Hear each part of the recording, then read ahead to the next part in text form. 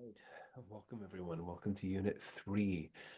We are already moving through the class. This marks the quarter way through point, so this class moves quickly, remember, and I hope things are going well for you. If you have anything that you're confused about, concerned about, especially as we approach the midterm here in Unit 6, please reach out to me and we'll talk.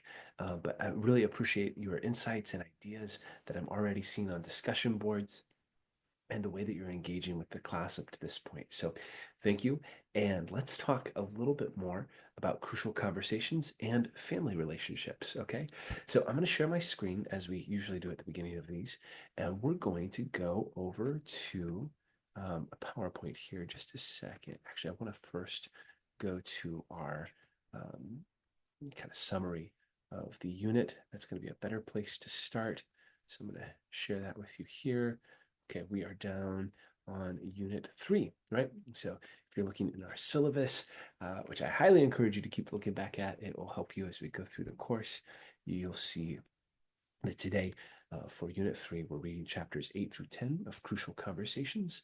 You're watching Unit 3, the introductory video, which is this, the C and Qs for this unit. You're doing your attendance and participation board discussion posts, and then case study 3, which we've got some really interesting readings for this week, kind of a mixture of social science articles as well as more qualitative articles on family communication. And I'm excited to see what you learned from them. These articles, when we're reading our case studies, are not perfect articles. They're not things that summarize the field of communication for this area perfectly. They're meant to help us understand something and to be able to glean something about communication or about family relationships, those kinds of topics. And so there's really a skill in reading some of these articles, especially when we're doing something that's a little more dense theoretically, either social science or more humanities based. Sometimes they get you can have 20 pages of research and methodology and reports on their findings, and it can be hard to read sometimes, especially if that's not a language that you're used to or that you've read a lot of before.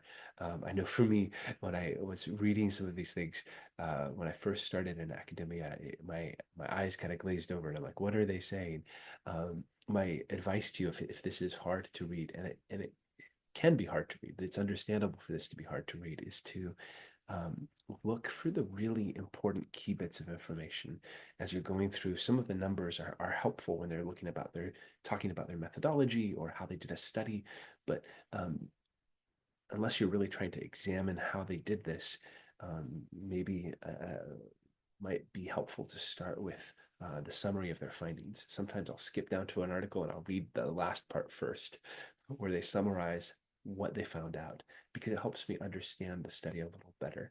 And so that's one piece of advice. And then I go back and I read through the rest. But if I understand what they discovered, that helps me put it into the right context.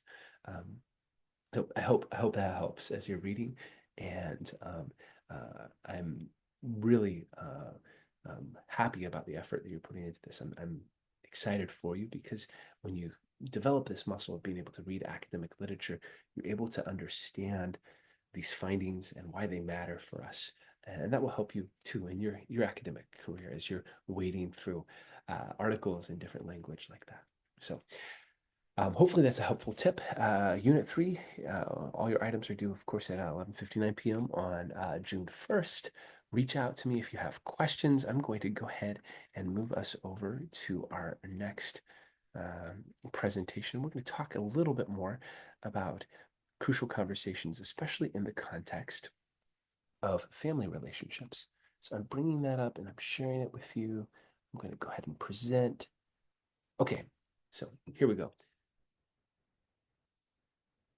Family relationships and crucial conversations. Let's talk about it. So, in this section of the book that we've been reading, I think it's chapters 8 through 10 of Crucial Conversations, We're looking at a variety of different skills and ways of handling crucial conversations. We've been introduced to their importance and the need for them. We've talked a little bit about why dialogue matters. What is dialogue? Last week, we were looking at crucial conversations, especially in the context of romantic relationships. Today, we're expanding that a little further to talk more about family.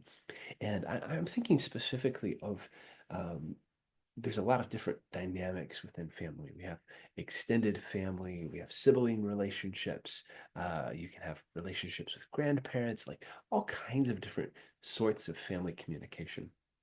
But in particular, my mind went often to adult children and parent communication, right? And this is part of the reason for this is probably a phase of life that some of you are in.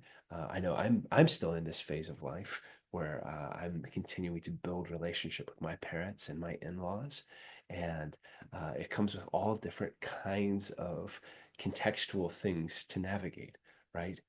Whether it's trying to figure out independence if you're leaving your parents' home relatively recently and going out on your own, or even all the way up through end of life conversations, right, with parents. My in-laws are quite a bit older. They had my spouse pretty late in life, and because of that, they're in their 80s now, and so we are having conversations with them about um, what the future holds. What kind of care do they want as they kind of progress to this point of not being able to care for themselves? What's honoring to them? Well, what do they not want, right? What do they want done with all their stuff when they pass away, right? Like something as simple as that.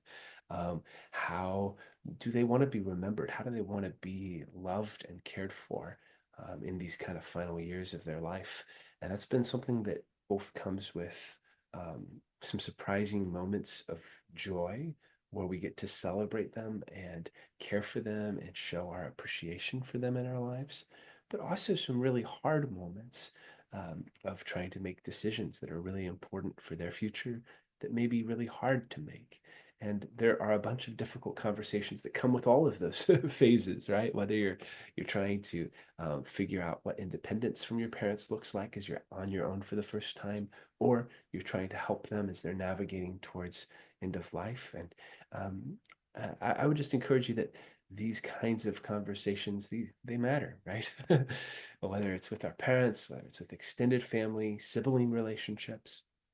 And as we think about family communication, part of what makes it so challenging sometimes is that there's so much history and there's so much closeness that comes in many of these family relationships. Sometimes not. Sometimes there's distance, and that's its own thing to kind of navigate. But often family communication is happening within the context of a lot of history and good and bad. And that's something to be aware of that can kind of intensify, kind of like romantic relationships could intensify the crucial nature of some of these conversations. Right? There's something helpful I want to point our attention to that came up in the Crucial Conversations book, and these are 5 skills that help us solve defensiveness and resistance in the context of crucial conversations. We have 3 kind of precursors here, and then we get into these 5 specific skills or practices that we can use to help resolve or help navigate defensiveness and resistance. So, first, the author is kind of in the preamble of this discussion, wanted to encourage us to engage in sharing risky meaning, right? Um, we've talked about the shared pool of meaning and how we're putting things inside of it. We're letting other people kind of contribute to the shared pool of meaning in the context of a conversation. But what do we do with meaning that could be risky, that could risk damaging relationship, that could hurt people's feelings? Um, there was a point in the readings this week where they talk about the difference between good communicators and great communicators, people who are good at dialogue and those who are really great at it. And the way the authors see the difference between those two is that good people who are good at dialogue, they'll get to the truth and they'll talk about it, but with a lot of feathering it, a lot of qualifiers, a lot of, if you've ever heard of like the compliment sandwich, where you give critique based on, a compliment, critique, and then a compliment, right? You're trying to really uh, ease people into something difficult. And that's good. That can help people and it can be appropriate. But they see great communicators, people who are great at dialogue, as being able to share the truth authentically and honestly with kindness and humility, but maybe without all this like structure around it that is really tentative, and kind of gets at half the truth.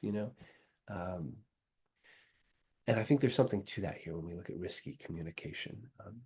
Risky communication is the kind of communication that's sharing truth that may not be easy to hear, right? And at the same time, doing it with maintaining safety.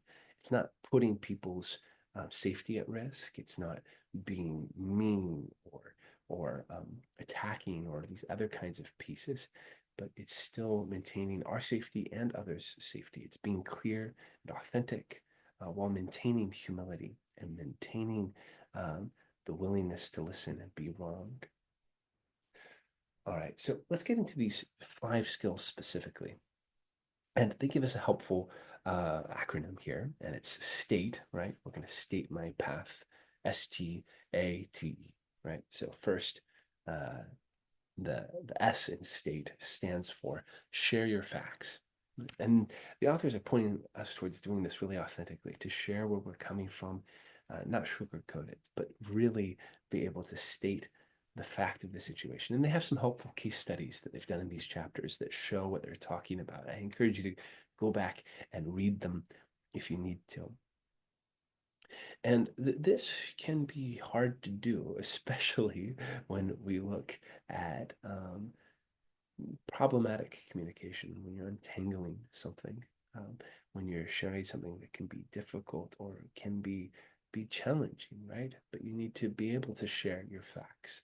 I look back on my own relationship with my parents, and there was a difficult conversation I had to have with my dad as an adult, where I had been working in his organization. He was the leader of an organization back in my hometown.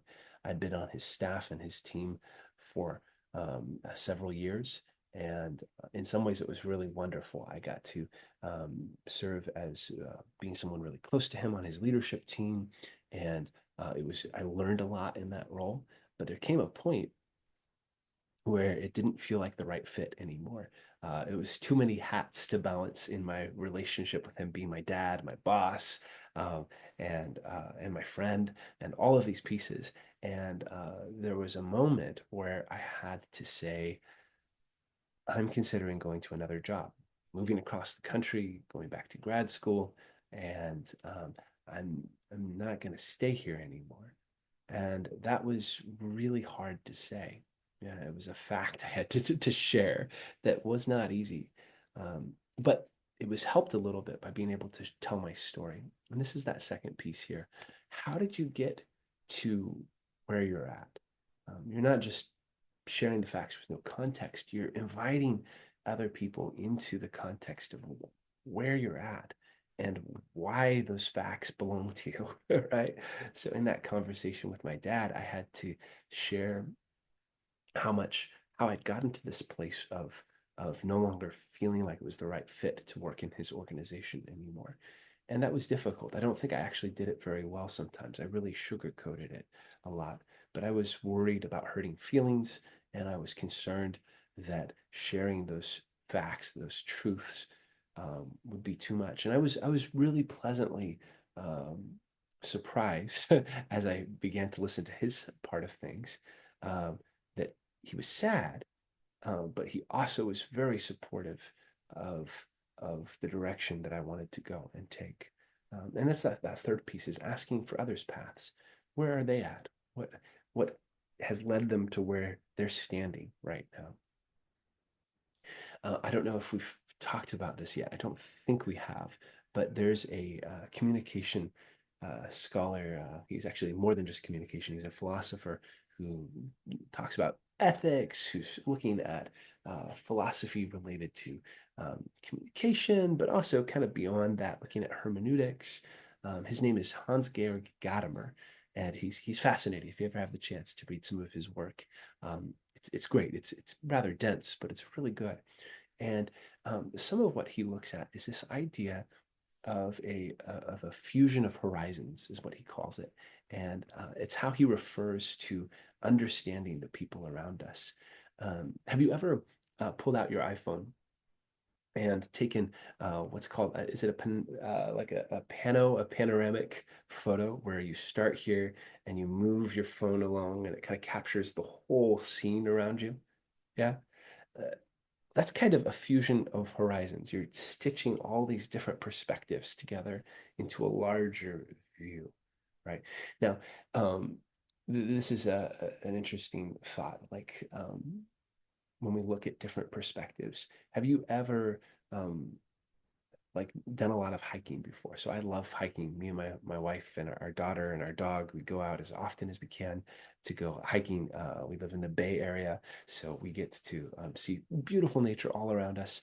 And when you're hiking, you can have different perspectives and different situatedness than other people. So if I'm climbing a mountain and I'm at the top of the mountain, right, and I'm standing there, I'm looking at the mountain around me, I have a very different perspective than someone who's at the base of the mountain and hasn't started the journey yet. I may see a lot of snow around me and rocks because I'm at the top. And someone down at the bottom might see a lot of trees and a lot of kind of forest and vegetation, and we're both looking at the mountain, but we're seeing different parts of it, seeing different perspectives.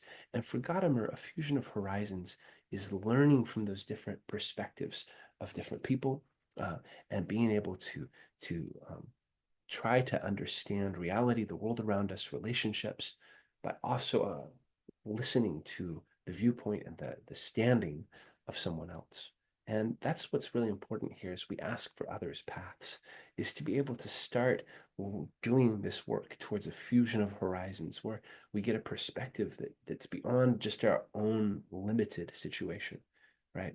It's when I say, if I'm standing at the top of the mountain and I say that the mountain is covered in snow, it's true. But the person who maybe I'm talking with them on the phone and they're at the bottom of the mountain, they say, no, there's no snow. There's just lots of vegetation and trees. That's also true. The mountain has both of those things. But if I wasn't willing to listen and hear where the other person is, I wouldn't be able to comprehend that, right? So that's the idea of a fusion of horizons, stitching together these multiple perspectives to try and understand the picture more holistically. Another piece here is to talk tentatively, and I really appreciate this because it acknowledges the the possibility that I could be wrong, right? When I'm sharing, I should share from my perspective, use I statements and not assume, right? I think some of the danger that I often get into when I'm in crucial conversations is assuming the motivations of another person. I think we talked about attribution and gracious attribution last time. And this talking tentatively allows there to be kind of a framework for something. And then it allows us to kind of construct it together. So, for example, if I'm in a conversation where I'm sharing how maybe something was frustrating at work and I'm talking with a colleague, or maybe I'm at home and I'm talking with my wife, or I'm talking with one of my parents about something that's difficult, I can use tentative language of, hey, this is conditional, this is what it felt like, but maybe there's something else going on here I don't understand yet. And then encourage testing. And I thought this was really, really fascinating, especially when we're looking at family relationships. The idea of encouraging testing is that people can push back against what you're saying, can test if you really mean that it's a safe space to communicate. And that testing is needed to be able to establish the nature of the communicative relationship. Is this really a place where I can share my real facts and how I'm really feeling about the situation? What kind of reaction is there when that happens, right? And I think this is really interesting when we get back to what the authors are calling the feedback cure, and this is in another chapter. It's around this idea of retaking your pen. So the authors had worked on this study that involved uh, folks who were incarcerated and were learning some of these basic skills of dialogue and how to take feedback in a healthy way. Really interesting program they were talking about. But there were four things that came into this kind of practices that can be used to accept feedback in a healthy way, to take criticism, to be able to take these difficult conversations and handle them in a way that's healthy rather than reactive in a way that's maybe negative.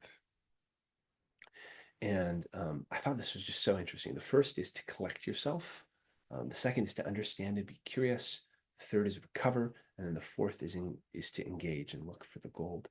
So when we are in a feedback situation, and we'll talk some more about feedback later in other books, but um, it can be hard to receive negative feedback. And so the authors encourage you to first collect yourself, to remind yourself that what someone says about you does not have the only voice in defining you. That's not the only factor. You have other things that define you, and you get to write your story ultimately. That's not the other person's job. I'm not the person who's giving you feedback, not other people, other voices. And I think actually this and all of these, to me, as I'm thinking about my relationship with my parents, these practices are so important. And I have to use these probably almost more than with anyone else, except maybe my spouse. I have to use these skills with my parents, with family members, with people who where the stakes are high and emotions can run high as well. And it's this idea of collecting yourself, breathing. Sometimes meditation could help. Sometimes being able to just take some deep breaths and be back in the moment, right? And then understand, be curious. This is the second piece. Rather than choosing defensiveness, a knee jerk reaction that says, no, I'm not, you are, that kind of thing. But try to understand where someone is coming from.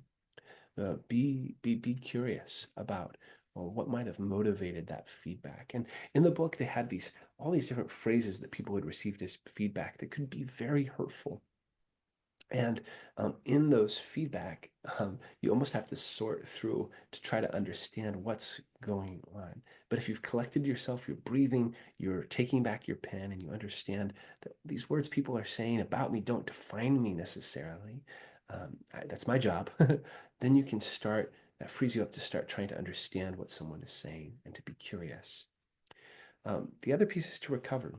Doing that kind of work can be emotionally exhausting, draining, painful. Even when we're trying to write our own story, um, those kinds of words affect us and they impact us. And we may need to take some space from the conversation and say, hey, can I get back to you in a little bit? Can we pick this up? I want to keep talking about it, but I need a little bit of space. I know I have a friend who's a person who really enjoys the outdoors. And when he and his spouse are communicating, there's been hard conversation. He asks if he can take 10 minutes and just go out and start doing some woodwork, right? Or he'll go chop wood for 10 minutes and have a moment to just be outside to clear his head. And they'll come back and they'll talk, right? There's a lot of ways to do that, but you may need just a moment to go, okay, I'm going to recover. I'm going to come back to what I know to be true. And I'm going to take my pen back up and we're going to keep working on this. So it's okay to need to recover. That happens in some of these moments of intense feedback. And then once you've done that, to re-engage with the question, right? Look for the gold, even if there's 95% of this is just not true. uh, maybe this is coming from somewhere. There's something you can do, and to acknowledge that, to re-engage. There's a really good example in the book where one of the incarcerated persons who's engaged in this kind of work for a long time, he handles it just brilliantly with another person, with a younger person who hadn't been through the process before. And um, he's it was just really inspiring to read this and see how someone was handling feedback. And the truth is that sometimes in these moments, especially when we're engaging with family, older family, like parents who we maybe expect to be better communicators than us, the truth is that they're not always better communicators. Um, and that's not a knock against someone. That's not meant to be mean. But the truth is that sometimes our parents, maybe other relatives that have been around longer than we have, don't have the communicative skills to be able, they were never taught or they never had the opportunity to practice these kinds of ways of communication. I have a friend who's a mentor and a teacher in my life. He's an incredible communication scholar. And somebody asked him once, who has the most responsibility in a conversation or in a communicative exchange? Who has the responsibility for a conversation as a communicator? And his response was just fascinating. He said, the one who has the most competence as a communicator, the one who has the most skills or tools in their toolbox, who's thought about these things, the person with the most competence has the most responsibility because they see it. And that doesn't always that's not always dependent on age. It's not always dependent on um, being the parent or the child. Sometimes the parent doesn't have as much communication competence as the child, especially when you start moving into like a parent and adult child sort of relationship. Um, and that can be hard to navigate and to try and understand. Um, but looking at some of these tools can give us more tools in our toolbox. Okay, so looking at family communication, this is just a brief introduction. There is a whole kind of topic of literature within the field of communication on families. Surprise!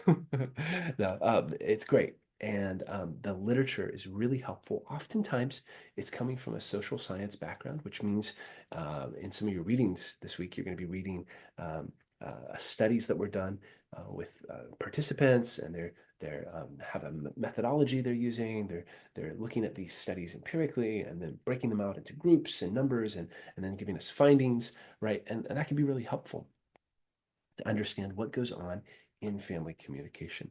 There's also interpretive scholarship, which means that it's less based in these kinds of empirical studies and it's looking more at other literature and it's trying to understand maybe through qualitative scholarship and interviews and conversations. Um, that's also a really good form of scholarship around family communication. But what is family communication? It's a broad kind of body of literature that's looking at the kinds of communication that happen in the context of family.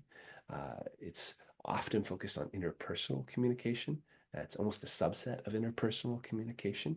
And you'll see a lot of themes from interpersonal communication showing up in family communication. Um, some of the distinctive pieces are that, again, it's almost like a little bit of a pressure cooker for interpersonal communication because these are relationships where often the conversations really do have a high level of meaning attached to them. Emotions can run high, the stakes can be really high, those kinds of things. There's many different definitions of what a family is, and this is something that comes up over and over again in modern family communication scholarship is that there are blended families, there are biological families, there are families that adopt and families that do foster care. My family, I'm the oldest of 9 kids, and my the 5 oldest of us are biological children of my parents, but the 4 youngest are adopted kids, and they were adopted through foster care. My parents. Or foster parents to over 30 kids over the course of about a decade. And these were 4 that they adopted during that process.